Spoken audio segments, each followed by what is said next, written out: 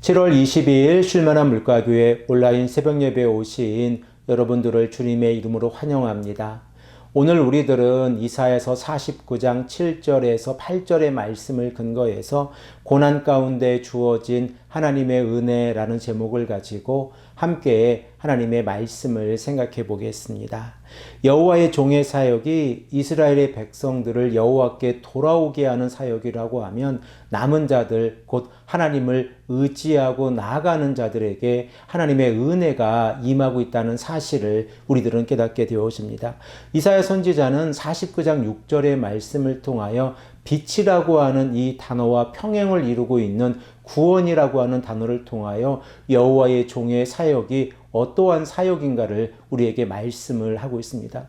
결과적으로 여호와의 종이 하나님의 구원을 이스라엘의 백성들 곧 하나님을 신뢰하고 의지하는 자들 그리고 열방들에게 베풀고 있다고 하면 하나님의 말씀에 순종하고 하나님을 경외하고자 하는 자들에게 하나님의 은혜가 임하고 있다는 사실을 우리들은 깨닫게 되어집니다.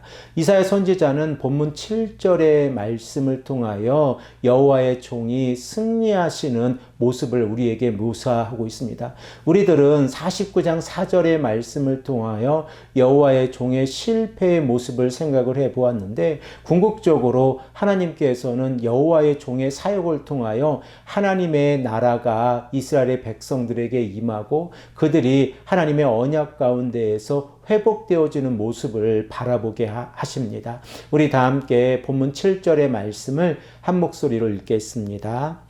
이스라엘의 구속자, 이스라엘의 거룩한 이이신 여호와께서 사람에게 멸시를 당하는 자, 백성에게 미움을 받는 자, 관원들에게 종이 된 자에게 이같이 이르시되 왕들이 보고 일어서며 고관들이 경배하리니 이는 이스라엘의 거룩하신 이 신실하신 여호와 그가 너를 택하였습니다.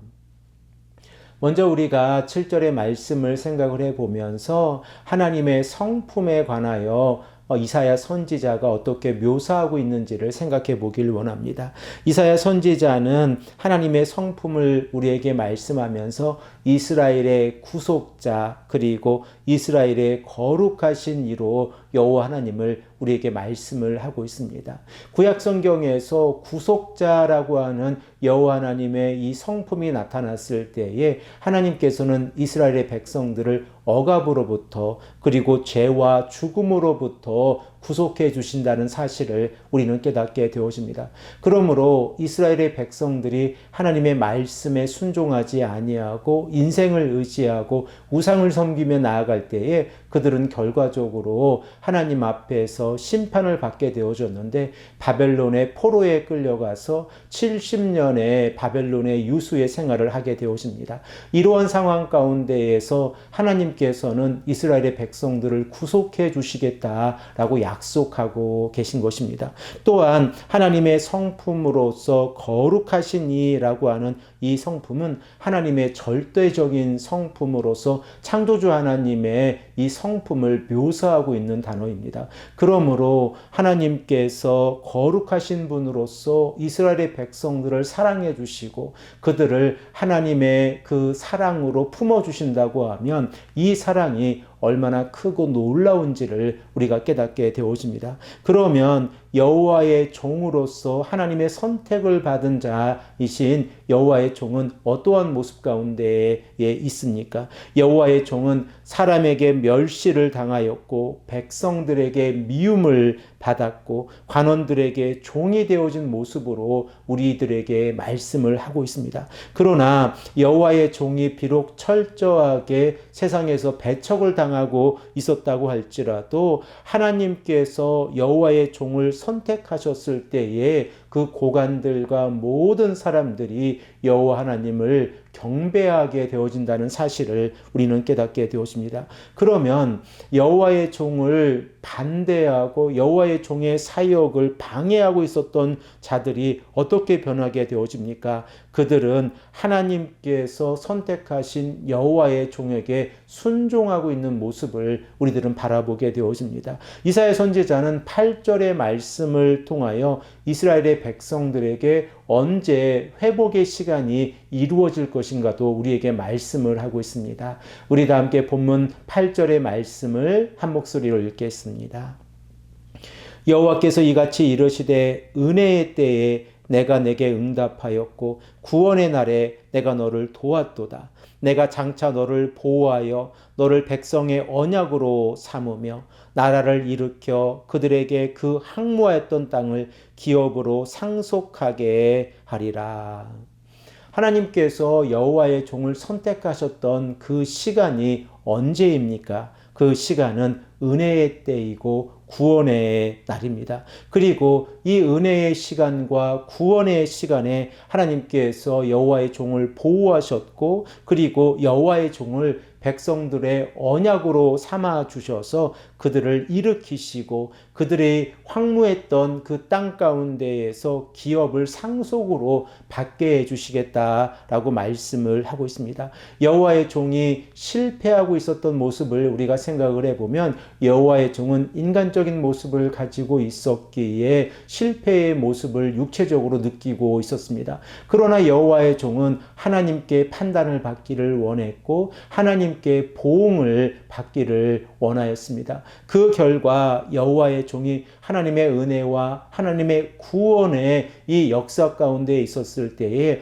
여호와의 종은 이스라엘의 백성들을 언약 가운데에서 이끌어내게 하셨고, 그리고 여호와의 종의 사역을 통하여 하나님의 나라가 이루어지는 모습을 우리들은 바라보게 되어집니다. 사랑하는 성도 여러분, 우리들의 모습은 어떠합니까? 우리가 하나님의 은혜를 경험하고 하나님의 구원을 경험하고 있었을 때에 그 시간이 우리가 일상의 삶 가운데에서 하나님께 감사하고 있었던 시간입니까? 아니면 어렵고 힘든 가운데에서 살아가고 있었던 시간입니까? 우리가 일상의 삶 가운데에서 하나님의 은혜를 경험하고 그 구원을 깨닫게 되어진다고 하면 얼마나 감사한 일입니까? 이 일로 인하여 언약의 백성으로서 하나님의 뜻에 순종할 수 있게 되어지고 말씀에 따라 살아갈 수 있습니다. 그러나 우리들의 삶 가운데에서 연약함이 있기에 일상의 삶 가운데에서 하나님께 감사하는 삶을 살아가는 것이 참 어렵다고 하는 사실을 깨닫게 되어집니다.